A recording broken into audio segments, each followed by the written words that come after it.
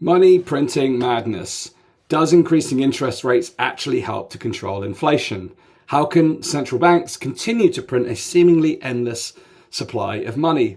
Do economists even understand how inflation works?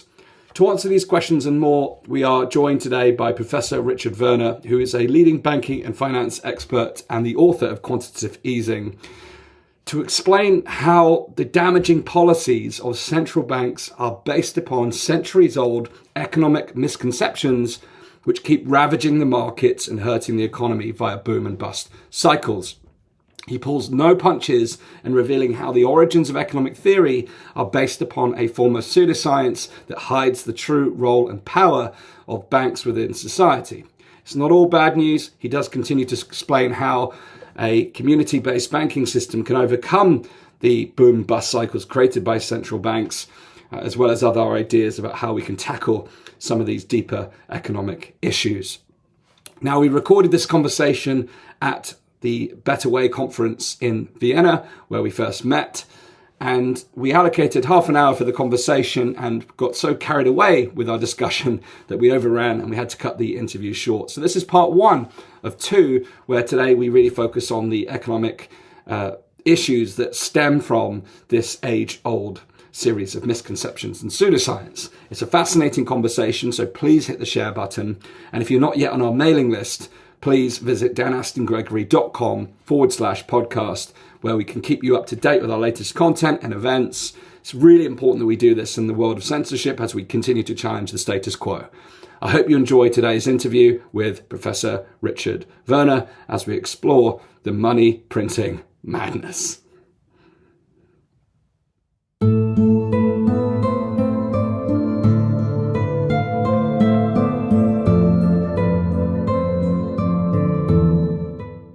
I'm delighted to be here with you today at the Better Way Media Conference today. Both of you and I have had the opportunity to speak here today on very different subjects, but as I shared this morning, it feels like whether we're looking at media or whether we're looking at the economy, there's a lot of intrinsic links between how each of these different systems interact and intersect. And a lot of people here are talking about the science and challenging the science of what's gone on over the last couple of years with COVID. And you brought a really interesting angle within your presentation today, challenging some of the basis of economic theory. Could you tell us a little about what your intention was for your talk today and why that subject is so important? Yes. Well, basically when we had, from sort of March 2020 onwards, quite a massive clampdown on media and the expression of differing views and so on, to me, it seemed something I'm very familiar with, except on steroids. I've been dealing with this for the previous 3 decades in economics. Mm-hmm. So in many ways, economics is that area where particular techniques have been practiced already for a long time, namely the creation and propagation of a complete fake pseudoscience that has a particular goal and purpose that some people who are behind this like, but it's not really generally for the benefit of people. It's literally to mislead people, get them into doing something that some people in the background would like them to do. And at the same time, all these mechanisms I encountered over the years of suppressing dissent, suppressing the facts themselves, and suppressing anyone who points out and points at the facts and is trying to do some proper scientific work. I'd seen it for decades. I'm very used to this mechanism in economics and in my profession, in my job as professor, and trying to publish and, to get jobs, you have to publish in the journals. The journals are very controlled. Only certain types of ideologically determined theories are allowed, and so on and so on. And then if you speak out, if you cover a topic that's considered taboo, such as in economics, the topic until now, the topic of the role of banks and where actually money comes from, who's actually creating money. because it's very different from what the textbooks say. Anyway, so if you do that, then you immediately get clamped down on, oh, this must be a conspiracy theory. They even use the same words, the same techniques of suppressing dissent. So when this then happened from March 2020 with medicine, to me, it was nothing new, but it was sort of shocking, to see how they're now rolling this out across the board in other areas. Now, I'm from a medical family, so I've heard already, since my young childhood, my father's a doctor, and then cousin and brother, and they're all medics, and I've heard all my life how the big pharmaceutical industry is totally distorting medicine to suit their profit maximization, invariably against the interests of patients, and instead of healing them, actually just doing whatever maximizes profits, even if the result is disastrous for people. So, that's the reality I'd seen, and therefore I was already sensitized to how certain things could be abused, and medical practices could be distorted and actually quite bad. And so these things came together March 2020 onwards.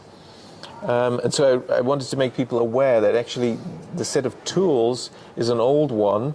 It's just now being rolled out in other areas and seems to become very general. So let's go back to that economics where they started. It may not be the first area, but it's clearly one of the older areas where these techniques have been applied for a long time. Actually, if you go back, it's 200 years, back to David Ricardo and his classical economics. That's where it started, which is essentially the creation of a fake pseudoscience. It's not a science, but it wants to look like a science in order to mislead people and really distort everything, distort thinking, distort policy making, distort reality for a certain purpose, while people essentially stay in the dark and for their whole lifetime may think this is the right thing when actually it isn't.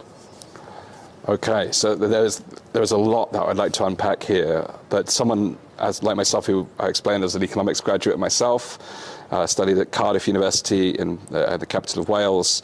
At the time, was one of the regarded. You did. So did I. Did you? My first year, I suspect before you. This is when it was still called University College Cardiff. Right. Colegi Brifysgol Cardiff. I see. I did my first year there, Yes. University of Wales. Yes. They then changed it. It merged with UWIST, and then it all became University of Wales, Cardiff, and all sorts. And now it's different again. So Yes. now it's University of Cardiff. Yes, but at the time, it was regarded as one of the better business schools in the UK, and at that point, I had a questioning of authority. I grew up listening to kind of punk rock music, and I had a general questioning of authority. But even in my academic experience, I had a questioning mind. And when I completed my degree, they actually tried to persuade me to stay on to do a master's degree, because I would challenge the theories. And I would speculate that this does not equate to practical reality. Yeah. And they said, why don't you stay on a master's and prove it? I said, I'd rather prove it in the outside world. Yeah. But it looks like you had some enlightened tutors and teachers there. So did I in my first year. In fact, it was one of the people that got me thinking was in my first year economics in Cardiff, in a tutorial class, the tutor, a very small class, I think 6 or 7 people, and then because I was the only German, he inevitably made some remarks, and he was saying, well, the German economy is doing really well. This is the mid-'80s, okay? German economy doing really well for quite a while, and also Japan doing well. But, he said, it's strange, isn't it? All the famous economists are British or American, but these economies are not doing so well. Whereas Germany, Japan are doing really well. There's no famous economists. That's actually a bit of a puzzle. And if you get the answer to this one, you will have uncovered a lot of the truth of what's really happening. But at the time, of course, I had no clue. And I was thinking, yeah, that is quite strange, really. Why is that, I wonder? Yes, but at the time, I didn't have the basis to which, when I was challenging, it was almost that the academic institution was defending its position. Yeah, but I didn't have the tools or the skills to know how to properly challenge. They hadn't provided them to you. No. Because you see, what you do when you study economics is one thing they won't do is they won't, like in any other subject, when you study the subject, they will also have a session sort of at the beginning about methodology. Yes. Where they say, well, there's these different types of approaches to actually do this science. Yes. There's certain debates here, there's this, that, and the other. We, for example, prefer this approach, and now we're going to do that. That would be very open and honest. Now, in economics, they cut that entirely out, while they actually have chosen one very particular, very strange, very bizarre methodology, and they're adopting that throughout without making you aware of it, and they don't want you to be aware of it. As a result, you wouldn't be in a position to realize, you sense there's something wrong here, and maybe it doesn't even work, the empirical result, but you can't really put your finger to it. What exactly is it? Because the whole thing, from start to finish, is fake because of this fake methodology they're using. Well, so here's the challenge for me is, and interesting enough, each university, each academic institution seems to treat economics differently. Sometimes it's considered social sciences, sometimes it's considered humanities. But I've been examining economics and other social sciences that kind of try to understand the nature of how the world operates. And I've been asking myself, does it have the same, I say the same scientific rigor as the scientific domains do? Now, I would now contest that the scientific rigor within the field of science is absent, having seen what we've seen the last few years. But what's your perception when you're talking about the absence of the methodology and actually walking through how to challenge those methodologies? Do you think economics has been subjected to the same scrutiny as other forms of science? No, certainly not. Certainly not. In fact, fundamentally, there's two methodologies of how you could, in principle, conduct scientific research. One is the inductive methodology and one is the deductive methodology. Which one do the scientists in chemistry and physics use? Well, what they do is they start with the facts, with the data. And you gather lots of data, then you assemble it, and as you do that, you sort of, you try to organize the data and you start noticing patterns, which is quite a natural process. And then if you see, whenever this happens, we also notice 6 months later this happens. And so essentially there you have a hypothesis. Maybe there's a link here. Maybe there's a causal relationship. Well, that's something you can test immediately. And so it's data-based. The theories and hypotheses come from the data and are immediately subjected to the data. So it's really steeped in data and empirical reality. That is the scientific approach. Yes. Now, in come the economists. Now, of course, to be fair, when I say economics, when we say economics here, we are talking about English language economics that has become global mainstream economics, but when it was developed was quite a fringe group, and the majority in the world did something else, and they would call something else economics. But so we are talking about this mainstream, which is essentially neoclassical economics. Going back to classical economics is almost the same, and that was originally in this modern form developed by David Ricardo, who was basically an extremely rich city banker who made a fortune. He'd be a multi-billionaire, and by today's sort of measures, and he was in his early 40s, and then he retired. He bought a huge country estate that a member of the royal family, I think Princess Anne, is currently living in. That was actually David Ricardo's house. And, well, house, this wonderful English understatement. I mean, in France would be a chateau, in Germany it'd be a Schloss, whatever, or a palace even. Yes. Anyway, so it's just a house, country house. And so he was the guy who developed this entire approach. Now you can already imagine, well, hang on, he was said to be the second or third richest person in Britain, which doesn't leave many others. Maybe there's the royal, the king, and then there's probably the top banking family and all these, but there's not that many people that were richer than him. And so he decides, I'm going to do economics. And he did a peculiar form of economics that then became the dominant form. You can see that this is bound to be somewhat biased and probably also useful for certain things. Now, anyway, so what is this methodology? So this what the scientists in physics, chemistry, biology, medicine are using, where you look at the data and you arrange the data and you test the data and you test hypotheses on the data and develop theories on the basis of data. That is called the inductive approach, where you essentially you have individual cases, that is your data, and you infer from that, is inference, the general principles. That's how we learn about everything. In fact, that's how we have learned as we grew up, when we were little toddlers, and then you go in the kitchen, you burn your finger on the stove. You understand that, you remember that one, okay? And from one instance, you infer that next time this could happen again as well, and a different stove, if it's hot, could also happen again, and so on. So this is essentially how humans learn about the world, is the inductive approach, and that is also the scientific approach. Indeed. Now, what about economics? Well, David Ricardo made this argument that economics is different. In economics, we do things differently because we're very clever and very smart. See, at the same time, while denying the real science, and because of that, there was clearly a need to appear to be very scientific, to compensate for that, and that was done by using a lot of mathematics. But mathematics is a tool, a logical tool, a tool in logic. It's applied logic that in itself is empty. It doesn't say anything. So it depends how you use it, when you use it, where you use it. That's the key. So how did David Ricardo do this? Well, he said, well, let's start not with facts and reality. Let's start with theory. Yes. And really, that's already a fundamental mistake. Yes. How on earth can that be scientific? You start with theory. What you mean? You just don't look at reality. Exactly. Don't look at reality. You come up with theory. In fact, the fundamental theoretical principle that they say, and Ricardo said we can agree on, is an axiom.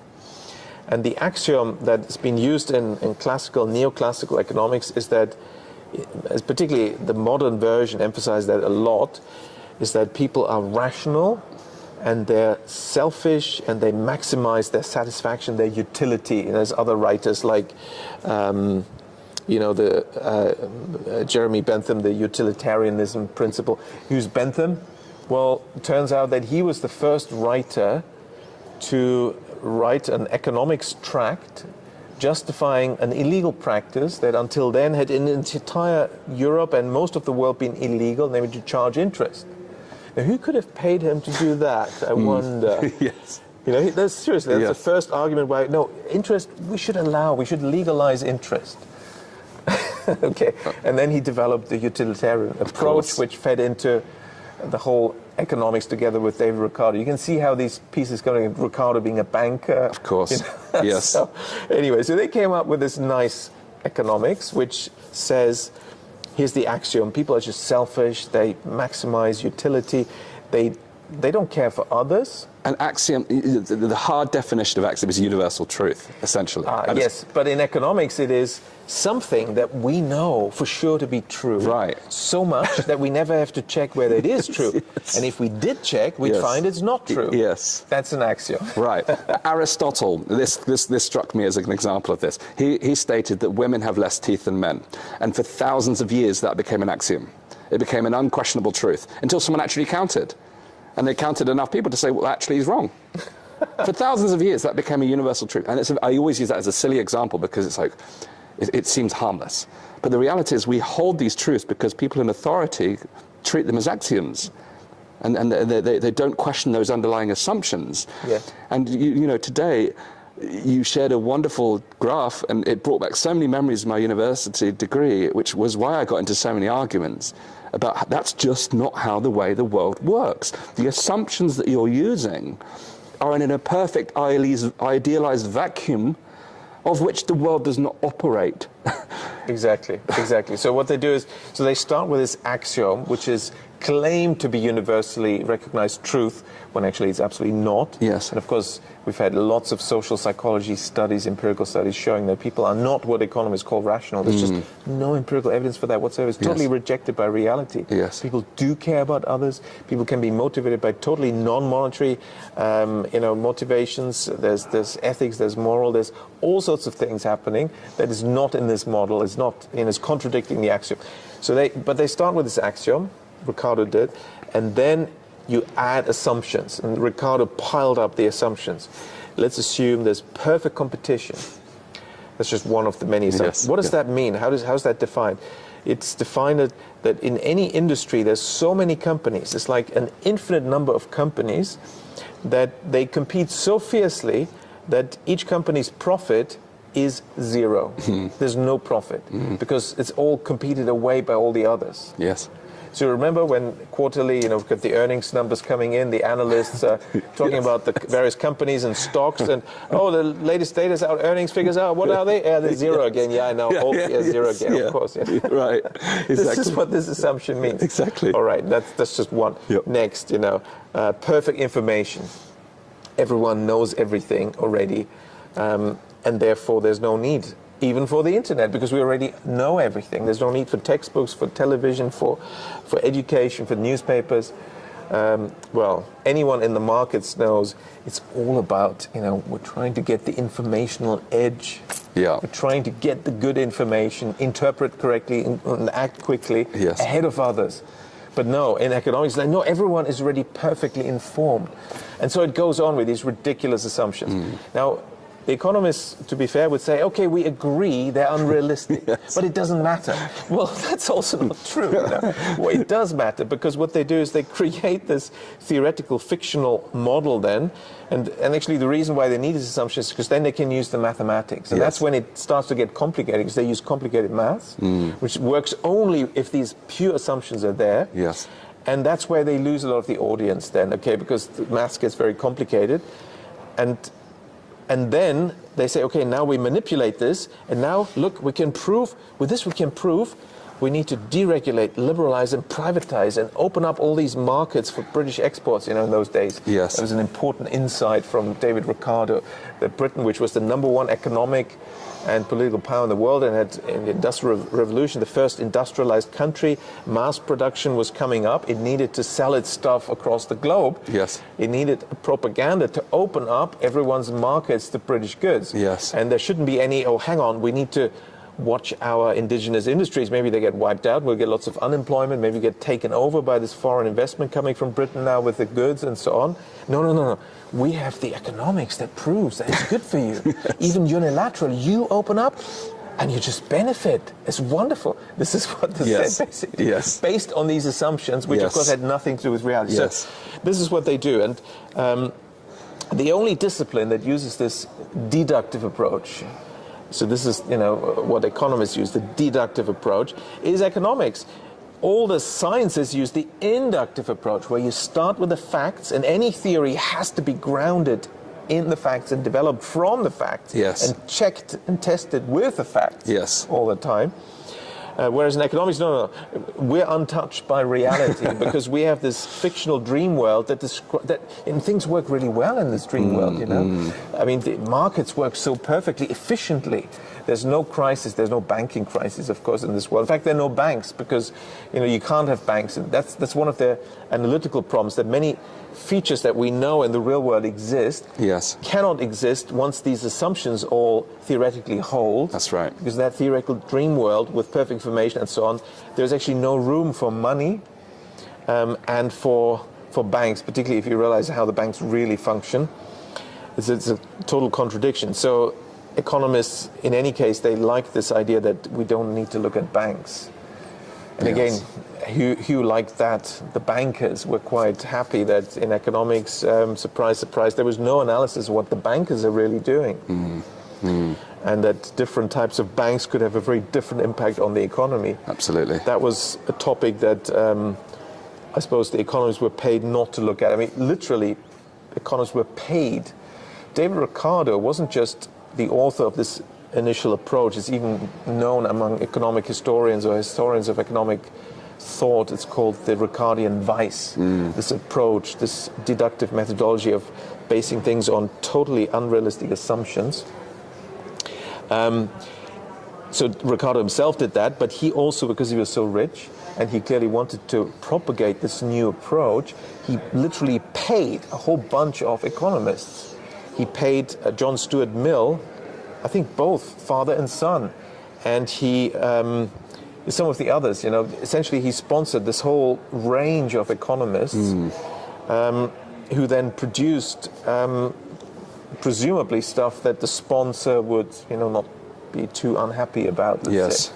And then you're basically stacking theory on faulty assumptions, and it grows and grows and grows. Exactly. And even when you take it to even the type of more scientific conversation, if the underlying assumptions are the models that are developed, and then there's the policy developed on the back of a model where the assumptions are faulty, we still see that problem where you stack upon faulty assumptions. Yeah. And that if those assumptions go untested or the theories go untested, we have major problems. Yes.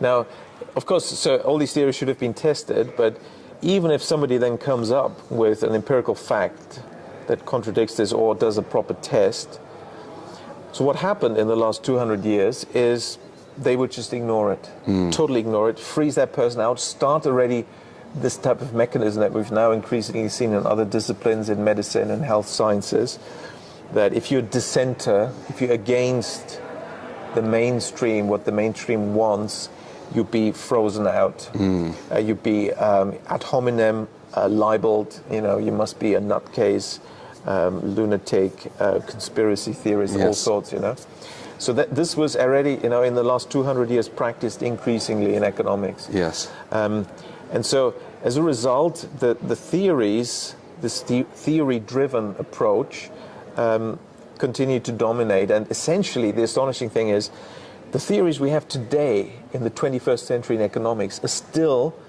essentially the same as under David Ricardo. Yes. There's essentially been no progress. And the approach is the same. Now, in every other discipline, we've had quite a few new innovations and inventions and discoveries and literally progress. However you define it, there is measurable progress. In economics, there isn't.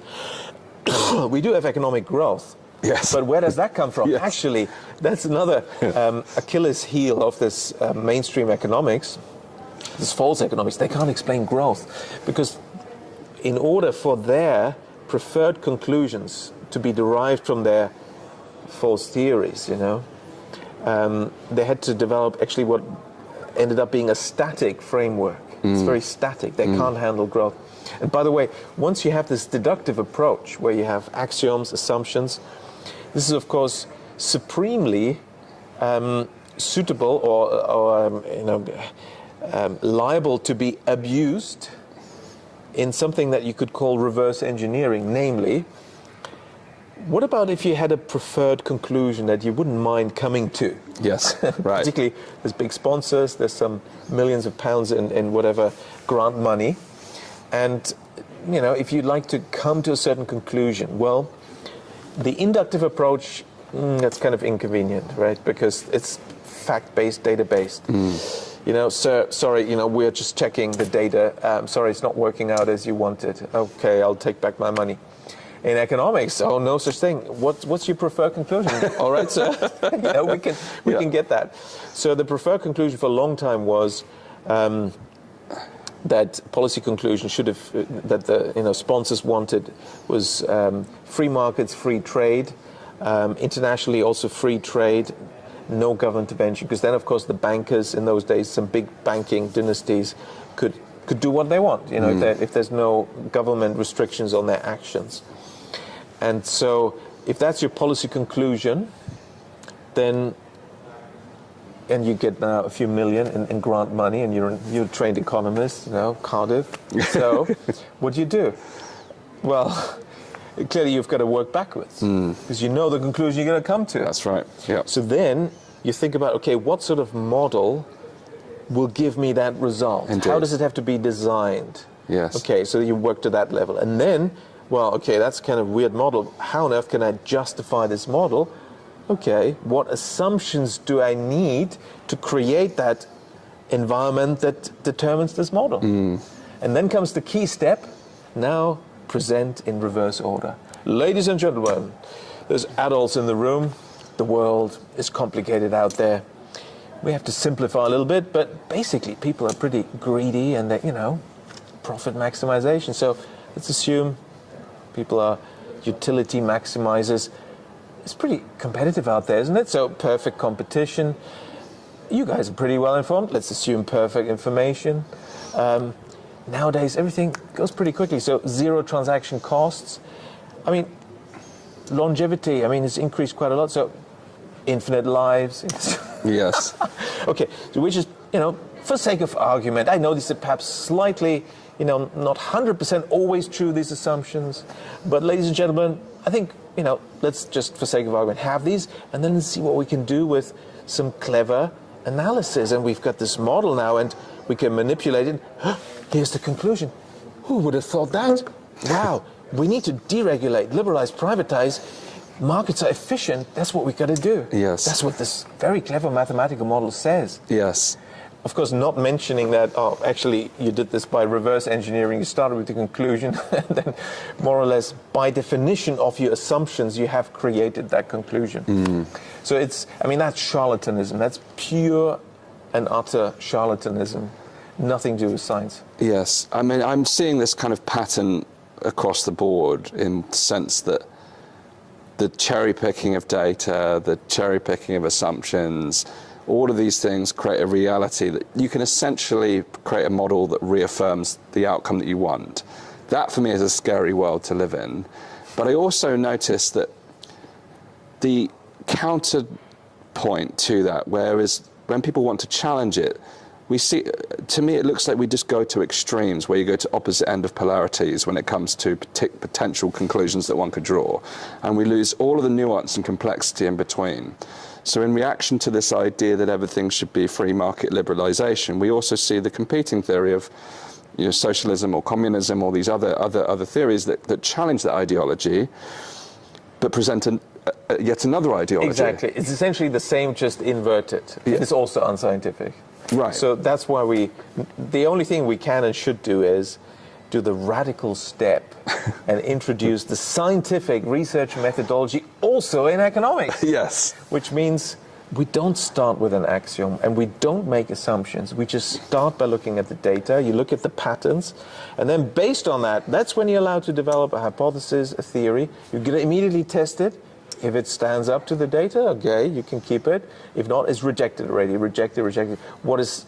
What fails to reject, that's the best we can do. That is scientific. Yes. But are they doing this in economics? I've been trying to do this throughout my career. So when people ask me, so what are you? You're criticizing neoclassical economics. So you're Keynesian, aren't you? Actually, Keynes and the classics are so close to each other. Yes. It's almost the same thing. Yes. The differences are marginal.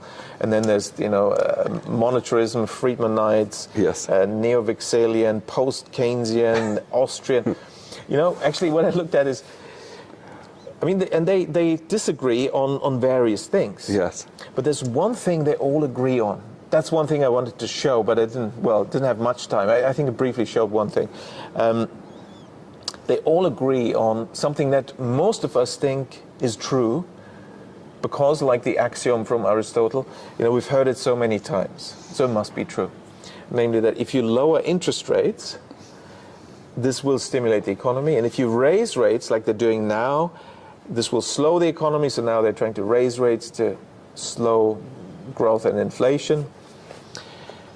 And that's what central banks have been saying, journalists have been saying, and in the textbooks it's written up. We've been hearing this for the past half century, almost literally on a daily basis. Absolutely.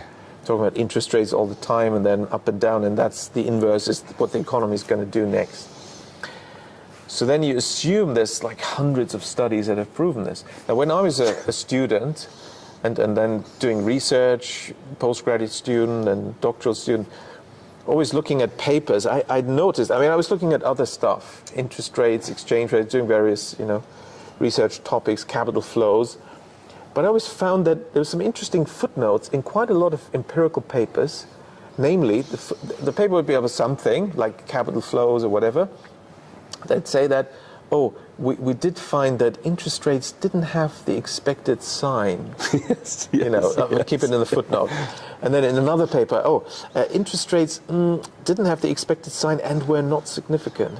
Don't check the apple cart then. Yeah. But it was just hidden in a footnote. Indeed. But so often that I thought, this is a bit of a pattern. Actually, somebody should look at that. And so if you look at where are all these studies, for 200 years, economists of all schools of thought, from classical economics, David Ricardo, neoclassical, Alfred Marshall, Keynesian, and his followers, Tobin and whatever, and then monetarists, Milton Friedman, all these approaches until the present day, where they've purged money, and these are the DSGE models, dynamic, stochastic, general equilibrium models. They all agree on this relationship, that lower rates lead to higher growth, higher rates lead to lower growth. Where's the empirical evidence? There isn't any. There is no empirical evidence for this whatsoever. For 200 years, they've all been going around with this false premise. Unbelievable. And so I did the first empirical study. Actually, it's 2 now published. I took years to get this published because all the editors, they were like, Yes. they're absolutely, they didn't like it because it was upsetting everything. Well, of course. It's so fundamental. Disrupts everything. And it doesn't matter whether you're Keynesian or monetarist or neoclassical or whatever you are, you'd still be upset by this. Yes. But you just have to work scientifically, So what we found is with a very good econometrician, because it had to be, super state-of-the-art econometrics. It's a DCC, dynamic conditional gauge model, and we had quarterly model and a monthly model and different time periods and samples and so on. But the conclusion is very consistent. Interest rates and economic growth are not inversely correlated. So it's not lower rates, higher growth, higher rates, lower growth. They're positively correlated everywhere in the world. So you're saying higher interest rates equals higher growth? Higher interest rates go hand in hand with higher growth. Lower interest rates, lower growth. So where's the cause and effect relationship? Exactly, that's the second aspect. So one aspect is correlation, and what we find is the opposite. And the causation, statistical causation, is what's supposed to be from interest rates to growth. That's why central banks move interest rates, because that'll affect growth. But there's also almost no evidence for that, but there is significant evidence the other way around. Right, so it's a lagging measure. So interest rates are lagging growth, right, and they're positively correlated. I see. Because interest rates are a result of growth. When we have lower growth, we get lower rates. When we have higher growth, that pushes up rates. That's the reality. You can demonstrate that in all countries, all types of interest rates, long rates, short rates, real rates. It works. That, of course, raises another question. So what then is driving economic growth? And that's a taboo question. Now, my work has always been involved around these questions. Growth, and again, back to the earlier point, in the sort of mainstream economics, they can't actually explain growth because it's a static environment. Yes. And it's all about the distribution of given resources. Growth is sort of mind-blowing. It's outside the model, yes, for them. But what is growth? Growth means that we have more transactions this year than last year. That means that more money has changed hands for transactions this year than last year. Because in fact, we measure as growth GDP and GMP.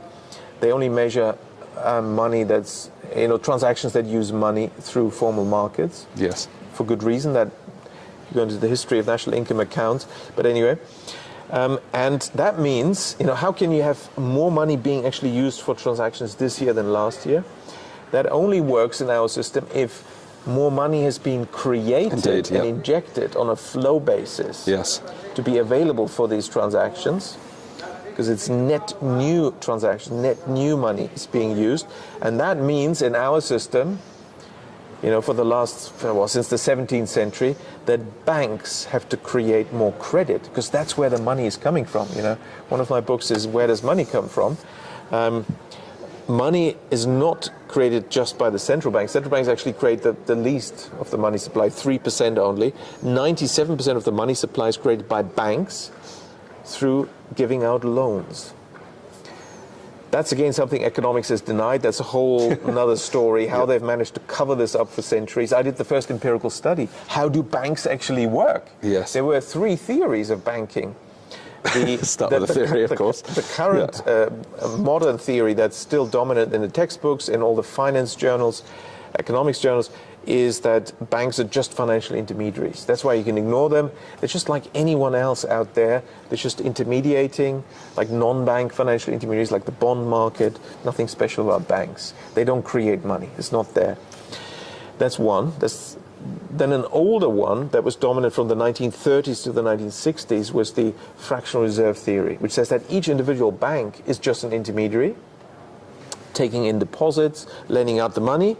So same as financial intermediation theory. But they say collectively something is happening. Somehow they interact and money is created, which I always found curious. So they obviously, I mean, that's when, if you're a student, that's when your ears prick up. Money multiplier? Yes. It is a very dubious concept. Yes.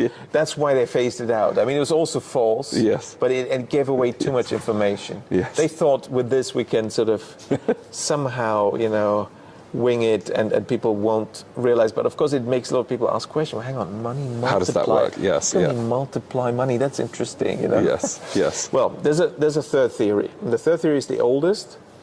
That's the credit creation theory. And that one says, no, banks are not financial intermediaries. They just are not. They do not take in deposits and lend out the money. Each bank individually is a money creator. When one bank gives out a loan, it creates new money that is added to the money supply and that expands the money supply. And that's where the money creation actually takes place. Yes, of course. In each individual bank. Yes. Now, so 3 theories, and for over a century, there's been a bit of a debate, mostly under the carpet because, it wasn't meant to gather any publicity. But I thought, well, I'm a defender of the scientific approach to economics. Yes. I think there's no good reason not to use the scientific research approach also in economics. I know it's radical, but And so I did that. I did the first empirical test in the 5,000-year history of banking of the 3 theories of banking. And it turns out, of course, the empirical data rejected the financial intermediation and the fractional reserve theory. It is the credit creation theory. Each bank creates money out of nothing. So banks create money, and that is actually what is needed for economic growth. And that's why banks are so powerful, but also so important in the economy, so crucial. And that's also why the structure of a banking system will have a huge impact on society, on how the economy is shaped, on what will happen. Bankers also make that decision, who gets new money, for what purpose, and how much, which is a very important decision, right? And that's why when you compare 2 countries, say Britain and Germany, the bankers in Britain, I've learned, will always say, no, you can't compare these 2 countries. No, stop right there. Yes. They're not comparable. They're very different countries. Which always I found very curious. I mean, there's various studies and government commissions and royal commissions on banking over the last century. I looked at all of those. And all the testimonies. This is extraordinary. The bankers will come out and Lloyd's Bank. No, we cannot compare Britain, the economy and the banking system with the German banking system. And the reason why they don't want you to do this is because if you compare, it's so obvious. It's just so obvious. Okay, so here's Britain. Actually, talking about all these studies over the last century, I love the theme. The theme is the big 5 dominate banking.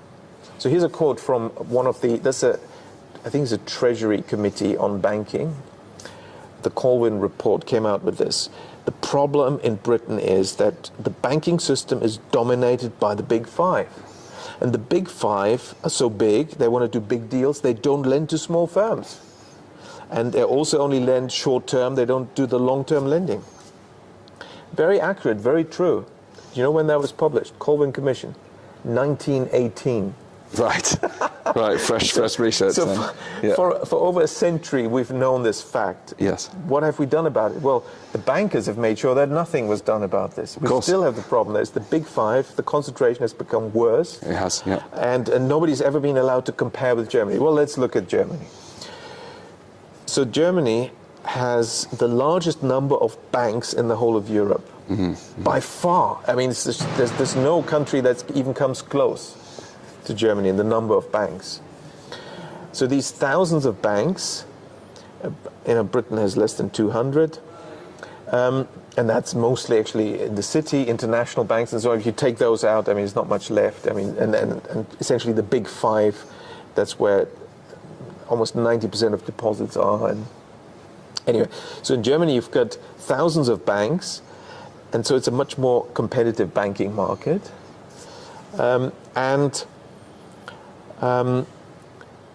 They're also therefore small. In Britain, you've got a small number of big banks. In Germany, you've got a large number of small banks. Now, which is better for the economy? Because when you have small banks, who do they want to lend to? They want to lend to small firms. They can't lend to big firms. And in Germany, 80% of banks are local community banks that only lend in their local geographically restricted area where they are. So what about corporate finance then for the larger entities? For the larger ones, well, there are some large banks. Of course. But you see, small firms, that sounds small, but small firms are the biggest employer everywhere, also in Britain. In Britain also, it's over 66% of employment is with SMEs, small and medium-sized enterprises. Yes. In Germany, it's over 70%. In Japan, it's 80%. But essentially, it's more than 2/3 in every country in the world. And they need to receive money, otherwise your economy is in trouble. And then whether the big companies are doing okay or not becomes secondary. Really, it's more important to make sure that your small firms are doing well, and that's really the main problem in Britain. They also ask always, why is the productivity so low in Britain? Well, I can tell you why it's high in Germany, and then you'll come to your own conclusion. There is a concept called hidden champions. Champions are companies that have top global market share in their market niche, and top is defined as gold, silver, bronze, so the top three positions. So number one market share, or number two, or number three. Let's take these three, therefore champion. And why hidden? Well, because we're only talking now about SMEs, small and medium-sized enterprises. These are small family-owned firms. You will have not heard the names, except if you work in that area. I mean, if you're a builder, you'll know a lot of these German small family-owned firm names, because most of the little components from Germany, from these firms, right? Yes. And so on. I mean, there's many industries, car and whatever, anyway. So, and then you do an international comparison. So a hidden champion is an SME, tiny firm, that actually has global top market share, which means they're doing really well, they're very competitive, and that country has a lot of exports as well. Now, which country in the world has the largest number of these, by far? China. No. China has around 70. Germany has almost 2,000. Number two is the US with 320. Wow. There's a huge gap. There's nothing in between. Wow. So Germany is head and shoulders above everyone else, and that's because it has the most decentralized banking system with these small banks that only lend locally. They know their SMEs, all of them in their area. So what happens is this. I mean, in Britain, everyone's always surprised. We have all these great patents, great researchers, great scientists, which is true. But somehow it doesn't translate into economic prosperity. Well, the missing link is the banking system. In Germany, let's say there's a new technology comes out. Let's say it's developed by the British, and there's a new patent. You know, people start to talk about it in the industry. As people realize in that industry, okay, there's this new technology. What happens in Germany? They'll go to their bank and say, listen, this new technology has come up. Look, here it is. It's going to change our business. We have to upgrade now immediately. We have to get this technology. We have to apply it. We have to change our production process. Great. They could do it in Britain too. Yes. Well, if you want to do this, you need what? You need money. Capital, yeah.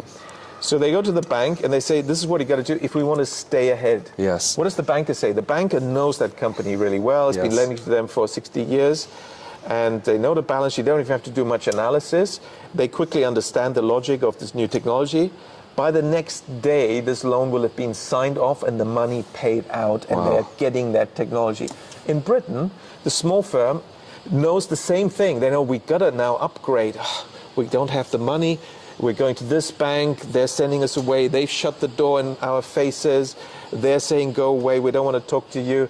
With the other bank, I'm on the phone for 2 days waiting in the call center, customers turning into skeletons as they hang there on the call center. Press 1, 2, 3, we transfer you got cut off.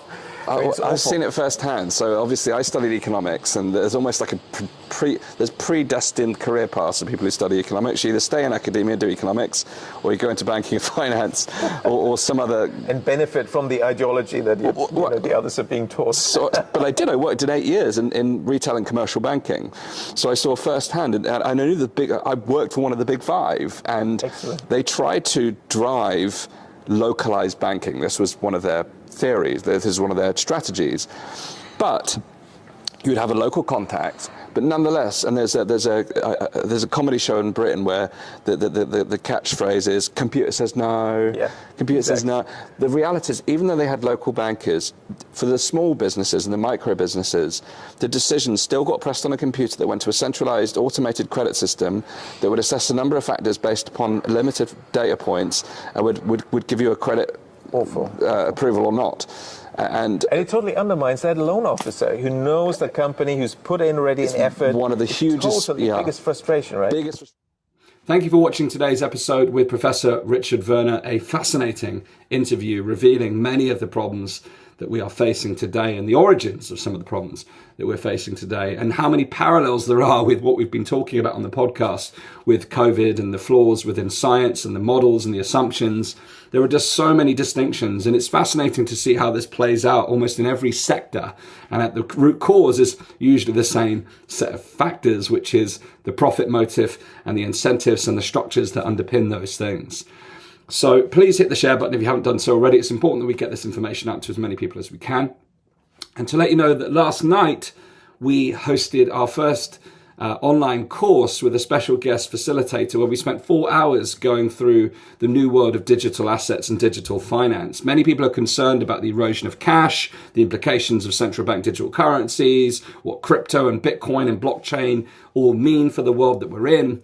And in this 4-hour special, over 3 different modules, our guest facilitator took us through the foundations so that you could become empowered, not only in understanding the world of digital assets, but understanding how you can retain your financial sovereignty and how you can become empowered and how you can develop a thesis, an investment thesis, to enable you to make sound investment decisions in this looming financial reset. So to find out more about that course and to get involved, you can go to danastingregory.com/digital assets.